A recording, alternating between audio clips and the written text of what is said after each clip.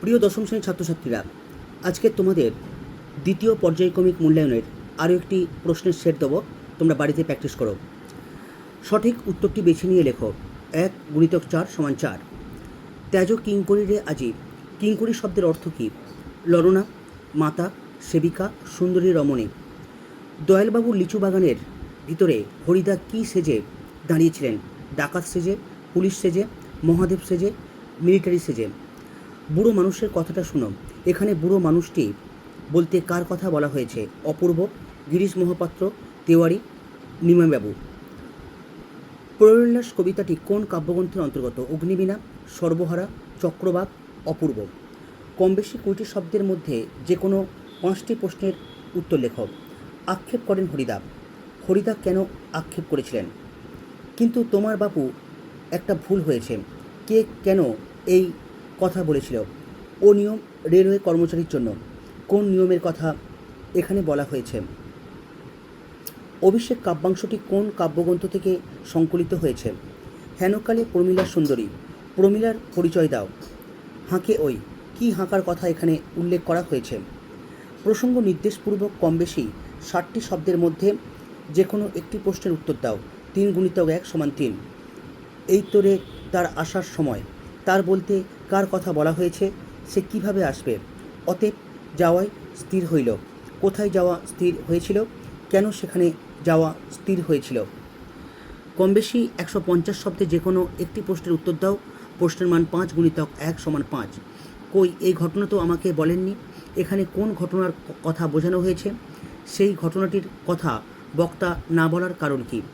অভিষেক কাব্যাংশ অবলম্বনে ইন্দ্রজিতের চরিত্র বৈশিষ্ট্য আলোচনা করো। কম বেশি 125 শব্দের মধ্যে যে কোনো একটি প্রশ্নের উত্তর লেখো। প্রশ্নের মান 4। আমরা নবাবের নিমক বৃথাই খাই না, এ কথা তাদের মনে রাখা উচিত। বক্তাকে আলোচ্য উক্তিতে বক্তার চরিত্রের যে দিক উদ্ভাসিত হয়েছে তার পরিচয় দাও। যদি জয়ী হই তাহলে হয়তো আর যুদ্ধ হবে না, আর যদি পরাজিত হই তাহলে তো নয়। বক্তা কেন কথাগুলি বলেছিলেন তা নাট্যাংশ অবলম্বনে আলোচনা করো। কম বেশি 150 শব্দের মধ্যে যে কোনো একটি প্রশ্নের উত্তর লেখো। মানুষ হিসাবে নিশ্চয়ই চায় না, কিন্তু সুইমিং কোচ হিসাবে হ্যাঁ চায়। বক্তা কাকে উদ্দেশ্য করে কথাগুলি বলেছিলেন? বক্তার কথাগুলি বলার কারণ কি? আমাকে নয়, মেয়েটাকে নাও। আমি ওকে শেখাবো। ও যদি সম্মান আনে তবে সেটা হবে অ্যাপোলোর। মেয়েটাকে বলতে কার কথা বলা হয়েছে? বক্তা কেন কথাগুলি বলেছিলেন? সঠিক উত্তরটি বেছে নিয়ে লেখো। 1 × 4 = 4। সমাস নির্ণয় করা হয় সমস্ত পদ অনুসারে, পূর্বপদ অনুসারে, উত্তরপদ অনুসারে, ব্যাসবাক্য অনুসারে। সমাস নির্ণয়ের জন্য সন্নিহিত পদগুলোর মধ্যে কি প্রয়োজন? নৈকট্য, অর্থ ও ধারণাগত সম্পর্ক, প্রচলন, দৃঢ়বন্ধন। হাটে ও বাজারে, এটি কোন সমাসের উদাহরণ? অলুকদ্বন্দ্ব, কর্মতৎপুরুষ, সাধারণ কর্মধারয়, ব্যতিহার বহুব্রীহি। সমস্যমান পদগুলির মধ্যে যে পদটি আগে বসে তাকে কি বলা হয়? পূর্বপদ, পরপদ, নামপদ, সমস্ত পদ। কম বেশি 20টি শব্দের মধ্যে যে কোনো 5টি প্রশ্নের উত্তর দাও। 1 × 5 = 5। অলপ সমাজ বলতে কী বোঝো? ক্রিয়া বিশেষণ তৎপুরুষ বলতে কী বোঝো? উদাহরণ দাও। শতাব্দী এই সমাসবদ্ধ পদটির ব্যাসবাক্য সহ সমাসের নাম লেখো।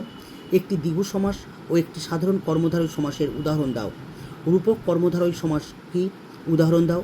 উদাহরণসহ ব্যতিহার বহুব্রী সমাসটি বুঝিয়ে দাও। অনধিক 150 শব্দে যে কোনো একটি বিষয়ে প্রতিবেদন রচনা করো। প্রশ্নের মান 5। তোমাদের বিদ্যালয়ে ক্যান্সার সচেতনতা বিষয়ক একটি শিবির অনুষ্ঠিত হয়েছিল। এ বিষয়ে 150 শব্দের মধ্যে একটি প্রতিবেদন রচনা করো। সার্বিক চিকিৎসা ব্যবস্থায় সরকারি হাসপাতালগুলোর করুণ দশা বিষয়ে 150 শব্দের মধ্যে সংবাদপত্রের জন্য একটি প্রতিবেদন রচনা করো।